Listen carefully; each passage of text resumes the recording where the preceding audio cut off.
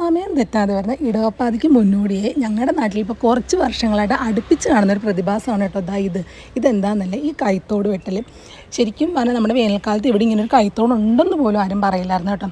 മഴയ്ക്ക് തൊട്ട് മുമ്പായിട്ട് നമ്മുടെ തൊഴിലുറപ്പ് ചേച്ചിമാർ വന്ന് എല്ലാ വർഷവും ഈ തോടിങ്ങനെ വകഞ്ഞ് രണ്ട് സൈഡിലേക്ക് കയറ്റും. എന്നിട്ട് നമ്മുടെ പായില്ലേ, ആ പാ നല്ല വൃത്തിക്ക് വെക്കും കേട്ടോ. നല്ല രസം അവരത് വെച്ച് വെക്കുന്ന കാണാനായിട്ട്. എന്നിട്ട് ഒരു വരെ നമ്മുടെ കമ്പൊക്കെ നാട്ടി ഉറപ്പിച്ച് വെക്കും കേട്ടോ. നല്ല ഭംഗിക്ക് അവരെ ചെയ്തു പോകും.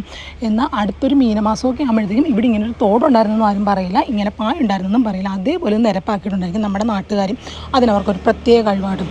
അതുകൊണ്ട് എന്താ നമ്മുടെ ചേച്ചിമാർക്ക് കറക്റ്റായിട്ട് ആ ഒരു തൊഴിൽ ദിനങ്ങൾ കിട്ടുന്നുണ്ടല്ലോ. എന്തായാലും അതൊക്കെ കാണാനായിട്ടൊന്ന് വന്നേ കേട്ടോ. കുട്ടികളെല്ലാം വിളിച്ച് കാണിക്കുമായിരുന്നു, അമ്മയെ തോട് വെട്ടിയിട്ടുണ്ടെന്ന്. അപ്പോൾ അത് കാണാൻ വേണ്ടി വന്നതാണ്. അപ്പോൾ അതാ ചെറുതായിട്ട് മാനം തെളിഞ്ഞ് നിൽപ്പുണ്ട്. ഇത് വന്നിട്ട് കുട്ടികൾ കളിക്കുന്നൊരു മൈതാനമായിരുന്നു കേട്ടോ. ഇവിടെ ഈ കഴിഞ്ഞിട വരെ ഭയങ്കരമായിട്ട് ഉണങ്ങി വരേണ്ടി കിടക്കുമായിരുന്നു. ഇപ്പോൾ അതാ കണ്ടില്ല, നല്ല പച്ചപ്പൊക്കെ ആയിട്ട് നല്ല രസമുണ്ട്. കുറച്ച് പശുക്കളെയൊക്കെ അവിടെ കൊണ്ടുവന്ന് കെട്ടിയിട്ടുണ്ട് കേട്ടോ. അതുകൊണ്ട് കുട്ടികൾ കളിക്കാനായിട്ട് ചെറിയൊരു ഡിസ്റ്റർബൻസ് ഉണ്ട്.